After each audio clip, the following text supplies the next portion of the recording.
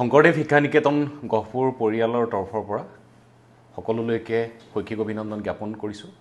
শ্ৰদ্ধাৰ সাংবাদিক বন্ধুসকল, শ্ৰদ্ধাৰ শুভাকাংক্ষীসকল, শ্ৰদ্ধাৰ অভিভাৱকসকল, আজি আমাৰ এই প্ৰেছ মিটৰ উদ্দেশ্য হৈছে যে শংকৰদেৱ শিক্ষা নিকেতন গহপুৰে 5টা বছৰে ছাত্ৰ ছাত্ৰীসকলৰ সৰ্বাংগীন উন্নতিৰ বাবে আমি সম্পূৰ্ণ ঘৰুৱা আৱাসিক আৰু শৃংখলিত পৰিৱেশত ছাত্ৰ ছাত্ৰীসকলক ৰাখি আমি চেষ্টা কৰিছোঁ আৰু যোৱা যি ফলাফল শংকৰদেৱ শিক্ষা নিকেতন গহপুৰৰ এই ফলাফলে ছাত্ৰ ছাত্ৰীসকলৰ অভিভাৱকসকলক সুখী কৰিছে। আপোনালোকক ইতিমধ্যে আমি জনাইছোঁ যে আমাৰ 150 ছাত্ৰ ছাত্ৰীয়ে হাই ছেকেণ্ডেৰী ফাইনেল পৰীক্ষা দিছিলে। তাৰে ভিতৰত 125 জনে ষ্টাৰ পাইছিলে, 87 জনে ডিষ্টিংশ্যন পাইছিলে আৰু তাৰে ভিতৰত 24 জনে 90% ওপৰত নম্বৰ পাৰ্চেণ্টেজ পাবলৈ সক্ষম হৈছে। আৰু আমি শংকৰদেৱ শিক্ষা নিকেতন গহপুৰ যিহেতু সম্পূৰ্ণ আৱাসিক, 6ৰ পৰা হাই ছেকেণ্ডেৰী আৰু হাই ছেকেণ্ডেৰীৰ পৰা ডিগ্ৰীলৈকে সম্পূৰ্ণ আৱাসিক পৰিৱেশত আছে। আমি গুৱাহাটী ইউনিভাৰ্চিটি আণ্ডাৰত ইতিমধ্যে ছাত্ৰ ছাত্ৰীসকলে ছেমিষ্টাৰ পৰীক্ষা দি আছে।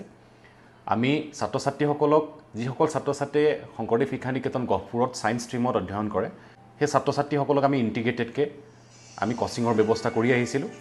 এই বছৰৰ পৰা আমি সকলো ছাত্ৰ ছাত্ৰীৰ বাবে আমি যিটো লং টাৰ্ম কোৰ্ছ হয়, আমি 8 মাহৰ সম্পূৰ্ণ ছাত্ৰ ছাত্ৰীসকলক আৱাসিক পৰিৱেশত ৰাখি আমি অভিজ্ঞ শিক্ষকসকলৰ জৰিয়তে মেডিকেল আৰু ইঞ্জিনিয়াৰিঙৰ কোচিঙৰ ব্যৱস্থা কৰিছোঁ। আৰু যিসকল ছাত্ৰ ছাত্ৰীয়ে ইতিমধ্যে আমি ছাত্ৰ ছাত্ৰীৰ অভিভাৱকসকলক জনাইছোঁ যে যিসকল ছাত্ৰ ছাত্ৰী আৰ্থিকভাৱে দুৰ্বল বা মেধাসম্পন্ন ছাত্ৰ ছাত্ৰী, তেওঁলোকে যিহেতু অভিভাৱকসকলে তেওঁলোকৰ সপোন থাকিলেও পঢ়োৱাৰ ক্ষেত্ৰত অসুবিধা হয়, শংকৰদেৱ শিক্ষা নিকেতন গহপুৰ যিহেতু শৈলজা সংকল্প ট্ৰাষ্টৰ অধীনত আছে আৰু এই ট্ৰাষ্টৰ সভাপতি উদয়াদিত্য গোস্বামী ডাঙৰীয়াই ইতিমধ্যে ঘোষণা কৰি হাই ছেকেণ্ডেৰী ষ্ট্ৰীমতে হওক, ডিগ্ৰী ছেকশ্যনতে হওক, সকলোতে যিসকল BPL ছাত্ৰ ছাত্ৰী বাবে আৰ্থিকভাৱে তেওঁলোক দুৰ্বল আৰু মেধাসম্পন্ন ছাত্ৰ ছাত্ৰী, সেই ছাত্ৰ ছাত্ৰীসকলক সম্পূৰ্ণ বিনামূলীয়াকৈ অধ্যয়ন কৰাৰ ব্যৱস্থা গ্ৰহণ কৰিছে। এইবাৰ আমি যি লং টাৰ্ম কোৰ্ছ কৰিব বিচাৰিছোঁ মেডিকেল আৰু ইঞ্জিনিয়াৰিঙৰ বাবে, যিসকল ছাত্ৰ ছাত্ৰী তেনেকুৱা ধৰণৰ অসুবিধা আছে, তেওঁলোকে শংকৰদেৱ শিক্ষা নিকেতন গহপুৰত সম্পূৰ্ণ বিনামূলীয়াকৈ এটা বছৰ আৱাসিকভাৱে থাকি ইয়াত অধ্যয়ন কৰিব পাৰিব। আমি এতিয়া দিল্লী বা কোটাত গৈ ছাত্ৰ ছাত্ৰীসকলে যি পৰিৱেশ পায়, সম্পূৰ্ণ তেনেকুৱা ধৰণৰ পৰিৱেশতে শংকৰদেৱ শিক্ষা নিকেতন গহপুৰত অধ্যয়ন কৰিব পাৰিব। আৰু আপোনালোকক আমি জনাবলৈ পাই সুখী হ'ম, শংকৰদেৱ শিক্ষা নিকেতন গহপুৰৰ আৰম্ভণিৰে পৰা যিসকল ছাত্ৰ ছাত্ৰীয়ে শংকৰদেৱ শিক্ষা নিকেতন গহপুৰৰ ছায়েন্স ষ্ট্ৰীমত অধ্যয়ন কৰিছিলে, এতিয়া এইমছ ভুৱনেশ্বৰতো আমাৰ চন্দ্ৰপল পাটগিৰি অধ্যয়ন কৰি আছে বা অন্যান্য মেডিকেল বা ইঞ্জিনিয়াৰিং কলেজসমূহত আমাৰ ছাত্ৰ ছাত্ৰীসকলে খুব ভাল ফলাফল দেখুৱাই অধ্যয়ন কৰি আছে। এই বছৰ আমি যিসকল ছাত্ৰ ছাত্ৰী মেডিকেল আৰু ইঞ্জিনিয়াৰিঙৰ কোচিং কৰিব বিচাৰে, ছাত্ৰ ছাত্ৰীসকলক আমি শংকৰদেৱ শিক্ষা নিকেতন গহপুৰৰ এটি নাম্বাৰ দিব বিচাৰিছোঁ। আমাৰ যি কোঅৰ্ডিনেটৰ মৃগাংক চলিহা, 9101482967 9101482967 এই নাম্বাৰটোত আমি মৃগাংক চলিহাৰ লগত যোগাযোগ কৰি যিসকল ছাত্ৰ ছাত্ৰীয়ে শংকৰদেৱ শিক্ষা নিকেতন গহপুৰত লং টাৰ্ম কোৰ্ছ কৰিব বিচাৰে তাৰ বাবে যোগাযোগ কৰিব পাৰিব। আৰু আমাৰ শংকৰদেৱ শিক্ষা নিকেতন গহপুৰৰ কম্পিটিটিভ এক্সামৰ প্ৰগ্ৰেম ডাইৰেক্টৰো আছে আমাৰ লগত, অমৃতেশ ভূষণ।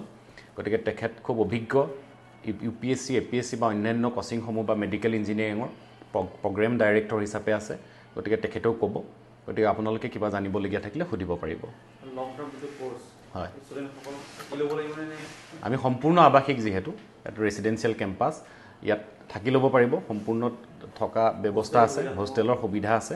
তাৰ উপৰিও ইয়াত জানে যে ছাত্ৰ ছাত্ৰীসকলে এটা ভাল এনভাইৰনমেণ্ট পাব পঢ়িবৰ বাবে, যিহেতু ক্লাছৰ পাছত তেওঁলোকে ইয়াত ছেল্ফ ষ্টাডিৰ ব্যৱস্থা থাকে বা ডিজিটেল লাইব্ৰেৰীৰ ব্যৱস্থা থাকিব। গতিকে ছাত্ৰ ছাত্ৰীসকলে সামগ্ৰিকভাৱে এটা ভাল ফলাফল কৰিবৰ বাবে 8 মাহ সময় যথেষ্ট ভাল এটা এনভাইৰনমেণ্টত থাকি অধ্যয়ন কৰি এটা ভাল ফলাফল দেখুৱাব পাৰিব। नमस्कार, मैं अमृतेश भूषण, शंकरदेव शिक्षा निकेतन में कॉम्पिटिटिव एग्ज़ाम्स का प्रोग्राम डायरेक्टर।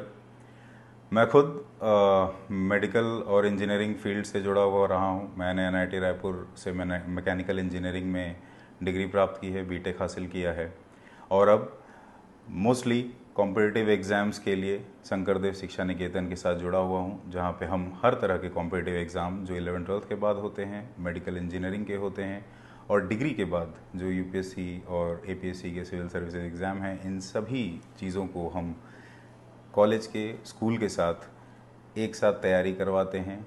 यहाँ के कॉम्पिटिटिव एनवायरनमेंट में आज का जो सिस्टम है, वहाँ कंपटीशन बहुत ही ज़रूरी है और इन बच्चों को फिजिकली और मेंटली हर तरह से हम आज के कॉम्पिटिटिव दुनिया के लिए तैयार करने का प्रयास करते हैं।